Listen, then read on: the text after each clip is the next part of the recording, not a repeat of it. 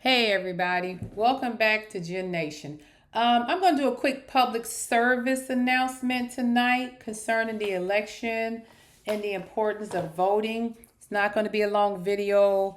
It's not going to be anything going on in the reality TV realm or anything like that. I'm not going to be discussing that. There's a lot of things going on in the world outside of, Real Housewives or Basketball Wives or Love After Lockup, Love and Marriage Huntsville. We have some serious issues going on. And I think sometimes we need to take a moment and kind of just, look where we're at in the world and, do our little part to try to contribute to make it a better place. Um, I'm going to talk real quick about the candidates, some misconceptions about the election, and just a few things I've been hearing on different social media platforms. Some people are so ill-informed in this country. It's just amazing to me. I had no idea how bad it is. Social media has been a wonderful thing. I mean, a lot of people have improved their life on social media, made money off of social media, able to get followings and fans. And, it's just, there's no limit to what social media can do for a person. But it also has some negative contents to it where it's not monitored like it should be. And people could just put anything on social media, and people just for whatever reason or another just tend to believe whatever a person posts or whatever quote they put on or a clip of video, and they take that to be the truth, the whole truth, and nothing but the truth, and never take the time to actually go back and research to see what really happened or what really transpired. So this election is important to me because of some of the things that are on the ballot that will affect me directly, but mainly because the state of the country, the things that I'm seeing, and again, this could be some deep seated stuff that's been hiding inside of people's minds and hearts and thoughts that they are able to freely speak it now, but it just doesn't make any sense. You have people out here just so disrespectful and so evil. I don't know where this type of nastiness comes from, but I hope at some point we realize it ain't getting us nowhere. Um, one of the misconceptions of voting is people always say, "Oh, my vote doesn't count." It does count. Stop saying that. It does count, and not just the presidential election, your local elections too. I don't know why people tend to forget about local elections, but if you look at some of these states in this country right now, some of the laws that they're passing, whether it has to deal with abortion or has to deal with putting the Ten Commandments up in your school, or we're not doing Black history anymore in schools, those are local laws. If you're not voting and then you're complaining about your child can no longer learn Black history in school, you're part of the problem. You can't complain if you're not participating in the process. If you're sitting at home and then you come and then you realize your kid is not getting a good education and you never got up to vote or participate in the process, you don't have anything to complain about. So understand that your vote does count. And I get it. People try to cheat, throw ballots out and all that stuff. But the more you vote, the more of us vote, the bigger the lead. They can't cheat you in that aspect. Okay, that's how Joe Biden won, because the lead was so big. Even though the other person got a lot of votes, you can't go and try to steal 8 million extra votes or 10 million extra votes. So you need that big gap. You don't want it to be close. If it's close, they can play around and try to steal it. Because, somebody didn't win a popular vote last time, and that's why where we at today. Even though they won the electoral votes, they didn't win the popular votes, and somehow or another they still made it to the White House. So it makes a big difference if you put a big enough gap between the candidates, and you won't have to worry about runoffs or it's too close to count. None of that. You won't have to worry about that because they're gonna try to pull everything they can to steal this one. I'm going to talk about this disrespect of Kamala Harris, and I'm just going to say her name. You don't have to like Kamala, and I've said this a million times. You don't have to like her. I don't care if she's blue, black, purple, Jamaican, Indian, whatever her nationality is. You may not like her, what she stands for. You may not like what she did as the attorney general. You may not like the way she talks. You may not like who she's married to. But none of that warrants the disrespect that I've heard people repeat about her over and over again. The name calling, from being low IQ to calling her the T word, TRAMP, the B word, calling her WHORE, things like that. It's just disrespectful. There's no need for that. If you don't like her, you just don't like her. But we got to stop saying some of this nasty stuff about this lady. That is somebody's wife, aunt, stepmom, sister.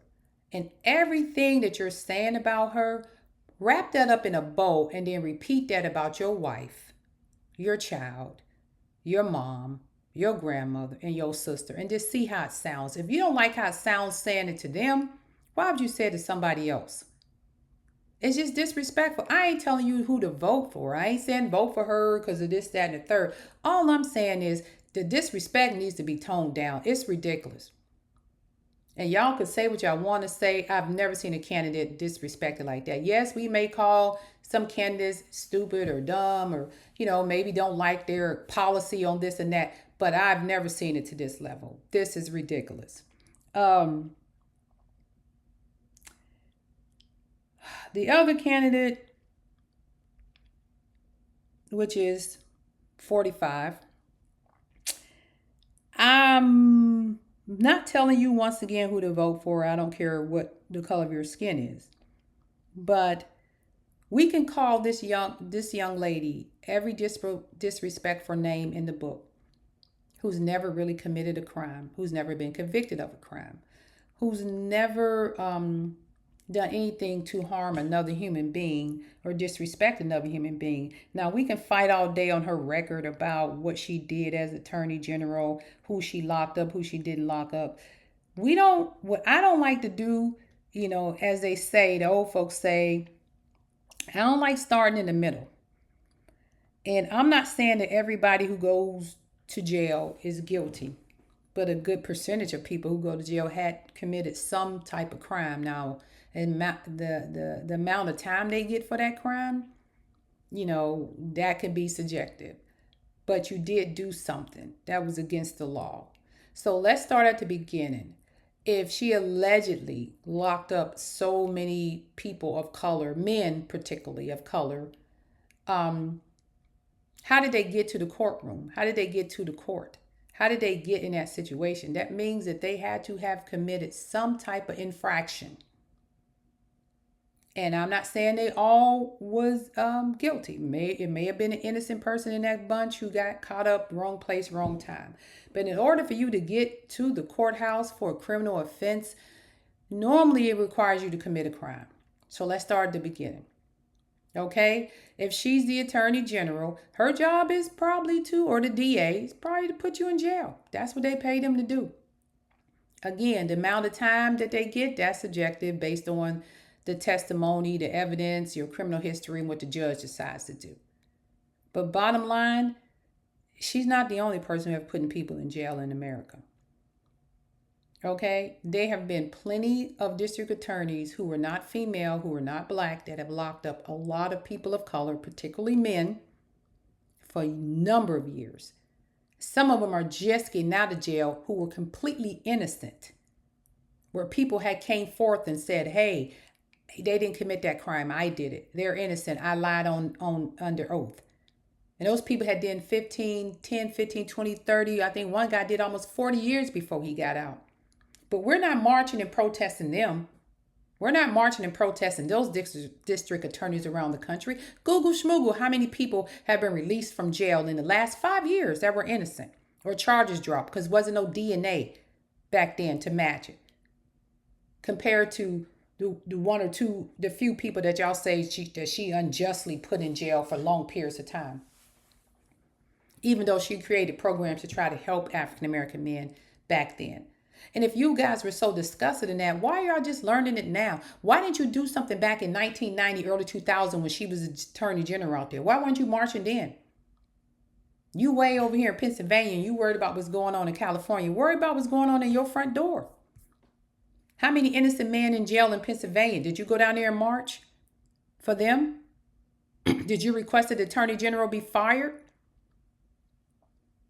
Have you? Have you done that?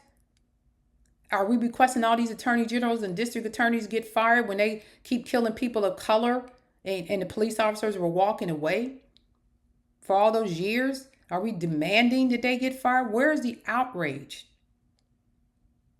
Y'all allow those people to be reelected right back in office because you don't want to vote. Because they don't do nothing, it don't help. Well, when you don't vote, those are the type of DAs you get in office. It's just strange to me. She's the only female in this election or in as a district attorney and supposedly a person of color. And everybody just so pissed off about what she did in her past and all of that stuff. But we ain't worried about the people, the Central Park Five, that y'all demand that district attorney or whoever ran that case, all of them be charged and go to jail and everything. No. I mean, people were outraged, but not like y'all treating this lady. It's ridiculous. It is ridiculous. You have a person who has been convicted of felonies. I'm not going to go through all that. We all know. But not just that. We all know he's a crook. But this man had a political rally in New York, which is a state that has a very large population of Puerto Ricans.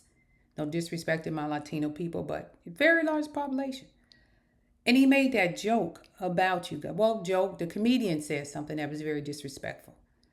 I don't like to repeat it, but, something about what was floating out in the ocean. And after that, people just was outraged. And they were like, oh, we're not going to vote for him now. So a lot of the Puerto Rican and Latino community decided, I'm not voting for Trump because he said that. That was so disrespectful.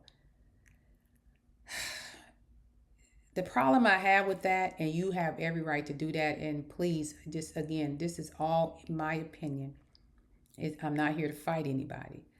But as I said earlier, this man has said some very disparaging things about the person running against them, the female. The last thing I heard him call her was she had low IQ. And then there were some other things. Somebody in this campaign called her a tramp. I'll just say the word. Forgive me, YouTube. Also, previously, he said Haitians and African nations were SHIT whole countries. He banned Muslims. And I remember when he banned Muslims, some of y'all remember it's short. I remember when he stopped all those flights from coming through those Middle Eastern countries and people were stuck all over the world and planes couldn't leave because he wouldn't let them in. And then they had to lift these bans and get them back into the country. Some people got stuck overseas longer than they wanted to be because he said no Muslims could come into the country. See, I don't have short memory. I know we getting older, but my memory's still good, thank God. I remember COVID-19 where he called it the China flu. He called it the China flu. Over 1 million Americans died during that pandemic. He told us to drink bleach, open up everything, come on back to work. Meanwhile, people were still dying. Open up the churches. People were going to church and coming back dying. They were going to the restaurants and birthday parties, listening to him. And they're no longer here. And I know, like most Americans, if you've been here during the pandemic, you know of somebody, whether it's a family member, a neighbor, a cousin, or a coworker, you know of somebody who either died of COVID or lost a family member to COVID. I know I do. Okay? And there were some people who lost more than one family member at one time. But that was under his leadership because when he took over, he disbanded the CDC's division that handled pandemics and stuff. He disbanded all those people. Called Dr. Fauci an idiot. Dr. Fauci had been doing that job for 40 years. All of a sudden, he didn't know what he was doing. I would not say that he's a racist because I don't know. I don't know him. And I'm very fair and even with my commentary, at least I try to be. But I will say, based on what I've seen with my own eyes, the Ku Klux Klan, Proud Boys, white nationalists, outright, the people that ride around in the vans, I don't know what they call themselves, them U-Haul trucks, and they all load out of there. Um, Nazis, the Nazi groups that wear the Hitler sign on their banner, they all at the Trump rally. They show up there in uniform. You see them. And it's just amazing to me that I'm not saying that he's the R word, but every hate group in America supports him. And when you support somebody like that, I'm sure that they expect things in return. Um, and last but not least, well, not last, so I have one more little thing to go. In this country, we had 45 presidents of color. I mean, Caucasian presidents, 45 Caucasian black, Caucasian white vice presidents. And we had one black president and one black vice president. And it seems to me the vice president that is black currently, and the president, President Obama, who's African American, seemed like they had to work 3 times as hard, and the bar was always moving for them. But the other people, they just pushed the bar back to where it started. But for us, we had to raise the bar. We had to work 3 times as hard. We had to prove who we were. Who we were. They had to show their birth certificates to prove they are U.S. citizen. They were born here. Nobody's ever questioned the 45 previous presidents what their citizenship was. Were they born here? Nobody's ever questioned their whiteness. And excuse me if I offend anybody, I don't mean to. I'm just giving my commentary. I've never heard anybody question the whiteness of the 45 presidents and the 45 previous vice presidents. Nobody said, is he white enough? Are you from Norway? Are you from Germany? Are you Italian? Are you, from London, Switzerland? Nobody's ever asked them that, where their whiteness comes from. They just white. Apparently they're white. They're right. But the two people of color who held that position, I need to see your birth certificate. You're not really black. Your mother was white or Hawaiian. Your father was African. Why are we questioning their race? Anything. Why? If they were qualified to be the president and they were United States citizens, that's all that mattered.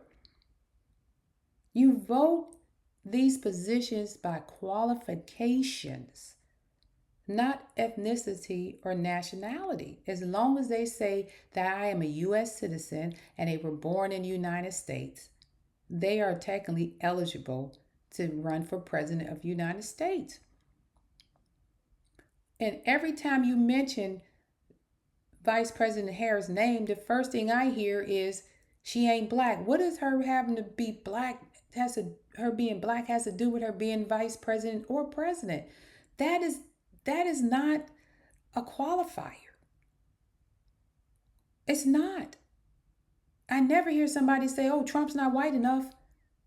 But every time her name is mentioned, the first thing they mention is she ain't black. Why is that the first thing you think of? Her color has nothing to do with her being president. Well, it shouldn't. In a perfect world, it should be qualifications. She's a Harvard graduate. Okay. She got a law degree.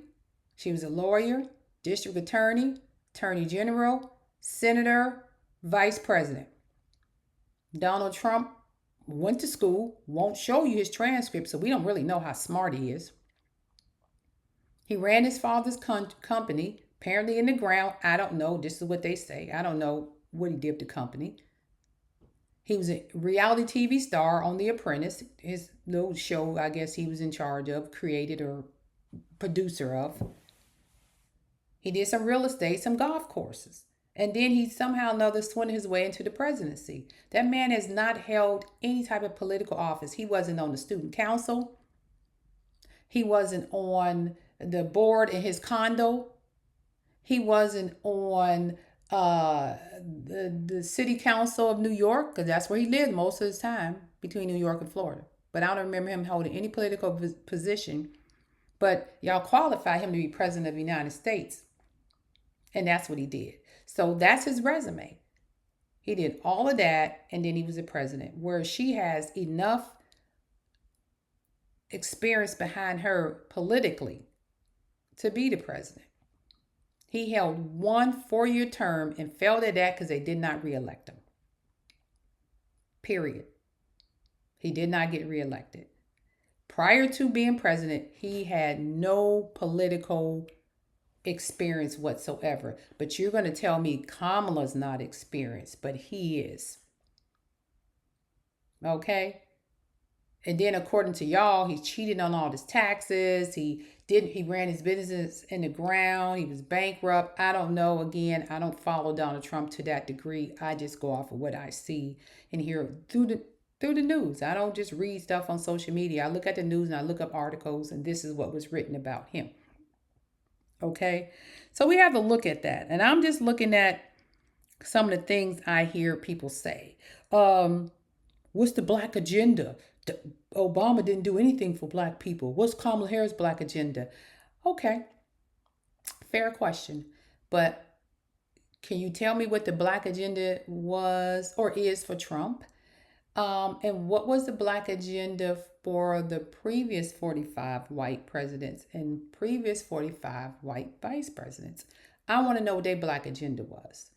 Because the Civil Rights Act was signed in 1964 by Lyndon B. Johnson, who was president number 36. So president number 1 through 35 was okay with Jim Crow. They were okay with segregation. They were okay with lynching. They were hosing down Martin Luther King, Malcolm X, sicking dogs on people. They were okay with a little church in Alabama, I believe, getting blown up with the four young women in there who passed away. They were okay with Emmett Till getting killed. They were okay with all of that racism. They were okay with you sitting in the back of a restaurant, going through the back door of a hotel, separate swimming pools. We had to go to HBCUs because the predominantly white colleges didn't want us there. So they were okay with all that segregation stuff, redlining, telling us where we could buy houses at. 1 through 35 were okay with black people. So was that their black agenda, to keep us separated? To keep us down, not to loan us money, to keep us walking in the back doors of places? Because this is what you're telling us. You're saying that we need a black agenda from the two people who held these positions and who were minorities, but you were okay with the other people and how they treated minorities. So from Lyndon B. Johnson, who signed the Civil Rights Act forcibly because of what was going on in the South, they got it on TV. People started looking at it and they thought it looked bad. So it was a bad look for America. So they wanted to try to clean it up. Plus, you had the assassination of, the other guy. I don't want to get too deep into that. So after that, you had your Fords and your Carters and your Reagans and your Bushes and your Clintons. You had all these other people after that. The Nixon who got impeached. What was their black agendas? List that one for me. I know Bill Clinton did help out a little bit. I don't want to go too detail. I'll do it later if somebody ever asks me about it. However, Bill Clinton did help try to bring some stuff back. But what was their other people's black agenda? I don't hear nobody ask them about it. But you want to know what these people see. This is what I mean by putting the two black people in a higher pedestal, making them do more than what you make the least of the mediocre other crew do. It's okay to be mediocre if you're one of them, but if you're one of us, we got to always work twice as hard or 3 times as hard. We got to stop doing that to ourselves. I'm saying this as a person who's been around a while and learned a lot of things over the years. At the minimum, respect your elders. I'm not saying you got to do what we say, live your life how we live. Gen X was a different breed. You don't have to live your life like we did in the 70s and the 80s. And I understand technology's here. We look at things differently. All I'm saying is respect your elders. Sit down and listen to them because they may have lived some things and seen some things that you have no idea about, that we keep inside. If you think I walked through this earth as old as I am today and never was called the N-word by a white person, I just don't talk about it. But yes, it has happened to me. Okay. And I'm not blaming the white people here today. I'm saying we experience life differently. So when we're telling you, hey, you might want to pull back on that and make sure what you're doing is the right thing. Because it's not kumbaya out there as they trying to make it seem to be. Okay. And all of this fake, blacks for Trump, we're going to vote for Trump. Let me tell you something. I look at them Trump rallies. I see the same people The same African Americans at every rally. Now, I don't know if they unemployed, if they got money to just spend, they ride around in RVs following him around, or they paid actors.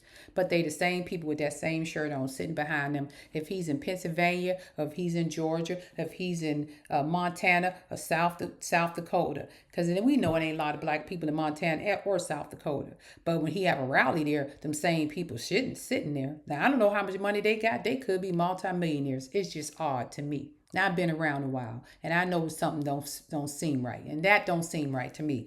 I ain't saying they paid actors, but you know, that's what it looks like to me. And the last thing I'm gonna talk about, I promise you, if somebody tell me one more time stuff was better under Trump and we got to stimulus checks, I'm gonna choke you. Let me tell you, 25-year-old people something, and you 21-year-old people something. That pandemic was 5 years ago. And if you're 21 right now talking about a stimulus check, you was 16, you didn't get no check. If you're 25 years old talking about a stimulus check, you was barely 20, 17, 18, fresh out of your parents' house, probably taking your college courses online. Okay? That stimulus check was signed off by Congress and Senate. Donald Trump just put his name on the check because he wanted to get credit for it. He didn't want to give you the money. There was a second stimulus check sent out as soon as Joe Biden came into office. Y'all forget about that. And then he gave you child tax credit. I assume y'all washed that under the rug. Do your research. That stimulus check caused 1 million lives, over 1 million lives. Over 1 million lives. Because it was a pandemic.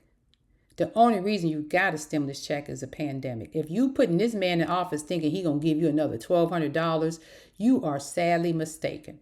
Unless you want to have another pandemic and another 1 million people die. If that's what you want, people to lose their parents and grandparents and sisters and brothers again. You doing all of this for $1,200? You can go work a job making $19 an hour, $15 an hour in 2 weeks with a little overtime, and you can get a $1,200 check. That $1,200 did not create generational wealth for you. And most of y'all probably spend it all within a month.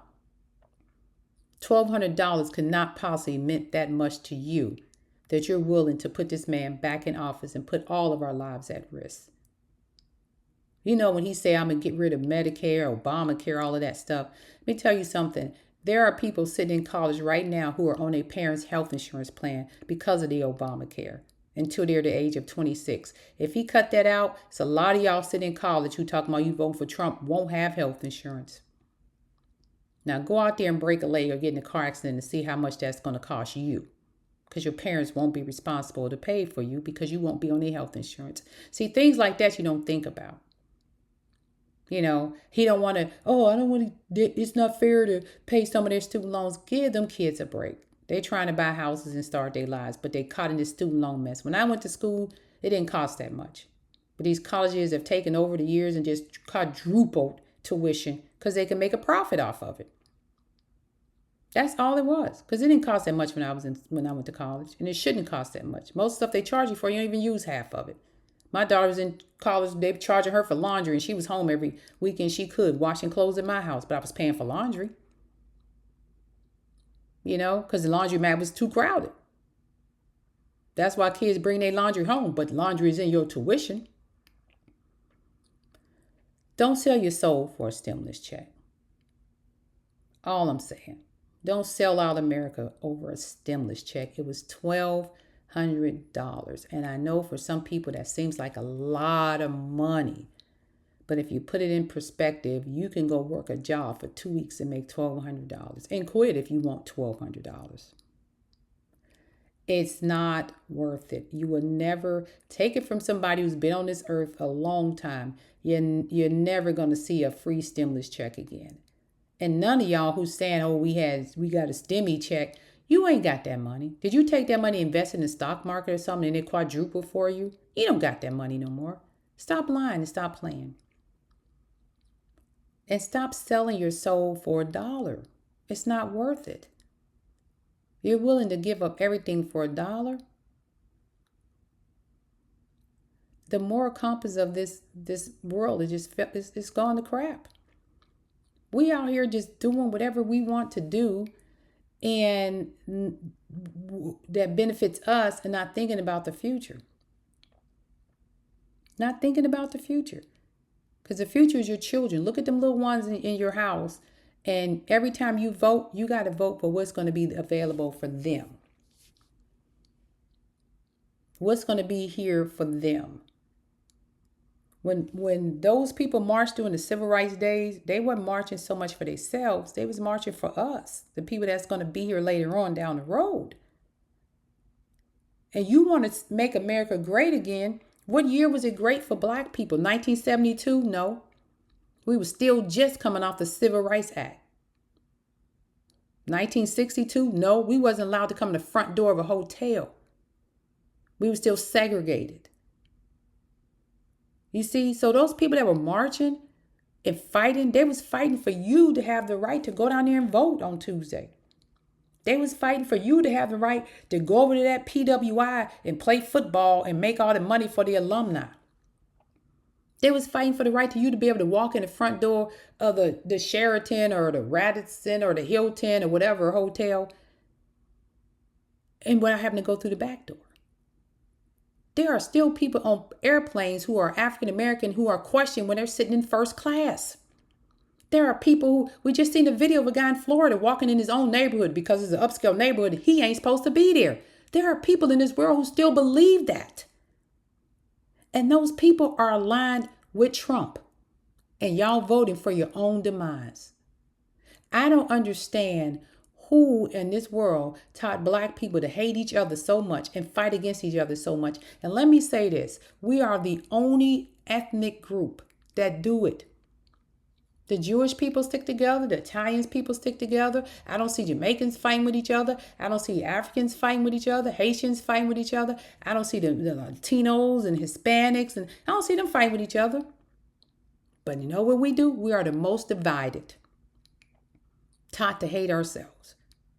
Taught to call this young, beautiful black woman, Jamaican, Indian, whatever you want to call her, woman of color, who's highly educated and smart, just because I don't like her, I'm taught to call her derogatory names. You ain't got to like her, but the derogatory names you don't have to say that. We're the only ethnic groups that we're divided, pushing each other apart. The only ethnic group. When that man said what he said about the Puerto Rican group, them people band together and said, we ain't voting for him. Now, I'm sure there's still going to be a few voting for him, but for the most part, they came out public and said no. So he probably lost a few thousand votes. But think about this. Every time he said something negative about every other race, everybody sat there, when he said negative stuff about African Americans and other people in his campaign and other Republicans, we just sit there and kiki, laugh. Nobody said nothing. I'm still voting for Trump, Trump 2020. But he just said this about black people. I'm still voting for Trump. But the minute he says something about your group, all of a sudden you change your vote. See, it's okay when people disrespect us because we disrespect ourselves. And this is nothing against the Puerto Ricans. All I'm saying is when he was sitting there talking about watermelon, it was all funny and cute. Nobody said nothing. But the minute he said something about your group, all of a sudden, this is wrong. We're not voting for him. We have allowed people to treat us that way, that it's okay to talk about African Americans. It's okay to disrespect us. It's okay to challenge our citizenship. It's okay to call us whatever derogatory term you want to call us. That's fine. And people to sit back and it's acceptable. Nobody fights for us. And they was perfectly fine with it when it was us. But then when it's them, all of a sudden it's a problem with them. Because we've allowed people to be comfortable disrespecting us. You know why? Because we disrespect each other. Because we're one of the... You don't have to like Kamala Harris. And I'm going to say this, I'm going to get off. You don't have to like her. But my point is this. As people of color, we don't have to disrespect her and call her disparaging names because that gives other people the balls to go do it too. Because they think, oh, well, your people doing it, we could do it too. Just like they say, oh, you say the N-word, why can't I say the N-word? Because you can't. And that's it. We got to watch how we treat each other before we want people to treat us better. And I'm sorry, that's just the way I feel. Again, trying to grow my channel. If you hear it, share it, like, subscribe. Um, I know I'm new to this. I'll get better as time go on. But that was just something I had to get off my chest. And I think some people may know who I am once they hear this, because I probably done said this to a few people before. Um, just remember, people, don't waste your vote. People have died for you to do this. Stand for something, as the old folks say. If you don't stand for something, you'll fall for anything. And right now, we're falling for a stimulus check. God forbid if they say they'll give you a fifth of Hennessy and a 10-piece lemon pepper wing. Y'all probably be lined up over there. No, I'm just kidding. Don't shoot me for that one. But I'm just saying, don't sell yourself out for $1,200 when you literally can make $1,200 in a week or maybe a day, just depending on what you do for it legally. I ain't saying go out there and commit no crimes. With that being said, you guys have a wonderful day. Remember to vote. Just think about, I'm not convincing you to vote for Kamala or Trump. I'm just stating the facts, the difference between each candidate, and how we as African Americans in this country treat and talk to each other. We got to get better with that. And I know my little podcast ain't going to make a difference, because some people are just raised differently. I know my generation was raised differently. I ain't saying you got to be a Democrat your whole life. I ain't saying you got to be a Republican. I'm saying have a moral compass and do what's right. And you cannot look me dead in the eye and say God is looking down on a certain group of people and saying they're living the Christian life like I want them to. And stop using a one issue thing like, oh, what about abortion? Oh, I have commercials down here talking about somebody is sending your kid to school and they're coming back, change from a boy to a girl. Nobody operates on a child in school and bring them. You send your child to school, a boy, he come back home a girl. That's what you want me to believe? I mean, people, I need you to just be logical thinkers. Just think it through. Hear me out. That's all. Listen to some of the stuff I laid out. If you don't like it, that's fine. Please don't give me a bunch of negative comments about Obama, this, Trump. I'm not going to respond, because I don't argue. I just give you my opinion and I'm good. I'm done with it. Okay? I said what I said. I'm done with it. But it's just, don't sit back and say your vote don't count. Now, some of y'all may be too late. You may not have registered. You can't vote. But in the future, think about that. Because when your little cousin or your auntie or your niece or nephew, whatever, get caught up in this justice system, and that DA sitting there or that judge sitting there on that bench, and you don't feel it's treating right, or they over sentencing that person because this person of a different ethnicity got lesser time for that, that's on you if you didn't vote, because that's how he got to that position, to be able to make that determination about your loved one. Got to think about it. Stop saying your vote don't matter. That's what they want you to believe. If your vote didn't matter, people wouldn't die for you to be able to do it. And with that said, I know I went a little over, but I just get passionate about this because I've been here too long listening to this foolery from our people. I love my people, and I just want you to do better. But we can't expect people to treat us a certain way unless we start respecting ourselves. And I'm going to do some more commentary about this old crazy reality TV stuff, but every now and then I'm going to throw some stuff in there. And I'm sure other people do the same type of topics, but my God, we got to do better. We got to do better. We losing all our values and morals. And with that being said, you guys go on and have a wonderful rest of your day. Vote, cross your fingers. I didn't mean for this video to go so long, but I just needed to get some stuff off my chest. God bless everyone and have a wonderful rest of your day. And this is Gen X out.